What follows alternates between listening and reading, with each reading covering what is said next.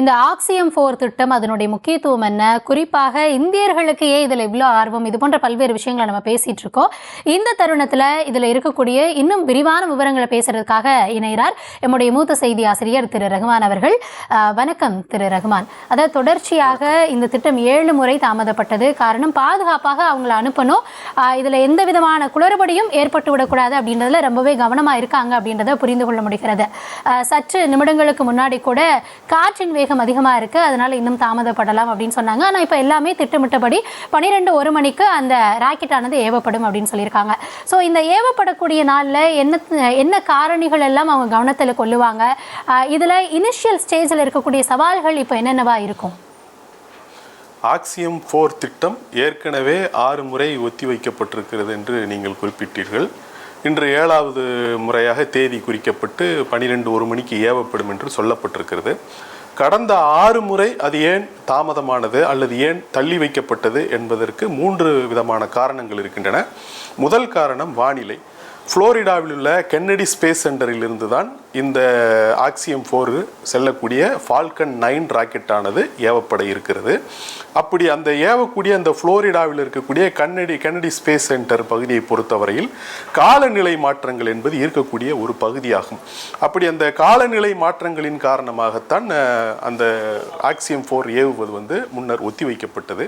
ஆக அந்த ஆக்சியம் 4 ஏவுவதற்கான பொருத்தமான அந்த காலநிலை இருந்தால் மட்டும்தான் ஏவப்படும். காற்று வீசக்கூடிய வேகம் அதிகமாக இருந்தால் அது அசெண்டிங் காரிடார் என்று சொல்வார்கள்.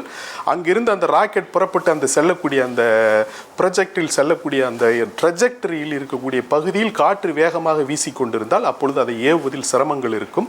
எனவே அதன் காரணமாக அது ஒத்தி வைக்கப்படும். அப்படி ஒரு முறை அது ஒத்தி வைக்கப்பட்டிருக்கிறது பருவநிலை காரணமாக. இதே போல ஃபால்கன் 9 ராக்கெட்டில் த்ரஸ்டர் என்று சொல்லக்கூடிய அந்த உந்து விசை தரக்கூடிய பகுதியிலும், அதே போல எரிபொருளுக்கு ஆக்சிஜன் மிக்ஸ் பண்ணக்கூடிய அந்த குறிப்பிட்ட அந்த ஒரு கலனிலும் ஒரு கசிவு இருந்தது என்று சொன்னார்கள். அதன் காரணமாகவும் ஒரு முறை ஒத்திவைக்கப்பட்டது. இப்படி இருமுறை ஒத்திவைக்கப்பட்டதன் பிறகு மீண்டும் ஒரு தேதி குறித்தார்கள். ஆனால் மீண்டும் கூட அந்த ஆக்சிடேஷன் கசிவு என்பது சரி செய்யப்படாது என்பது கண்டுபிடிக்கப்பட்டது.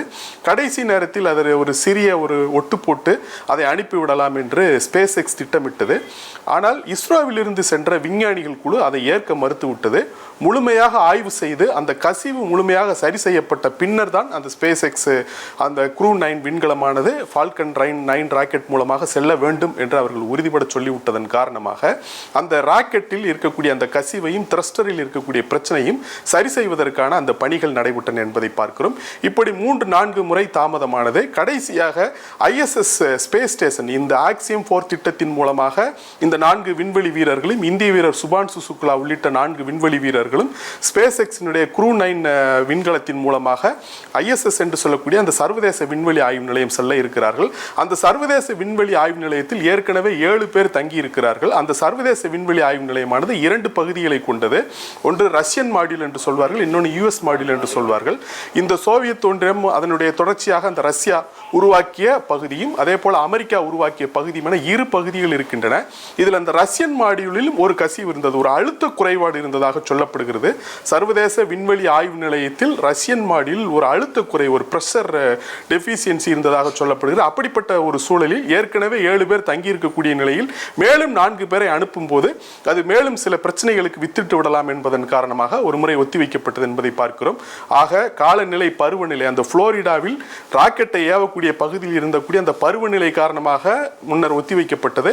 இதே போல அந்த ஃபால்கன் 9 ராக்கெட்டில் த்ரஸ்டரிலும் அந்த ஆக்சிடேஷன் லீக் என்று சொல்லக்கூடிய அந்த கசிவு இருந்ததன் காரணமாக ஒத்திவைக்கப்பட்டது.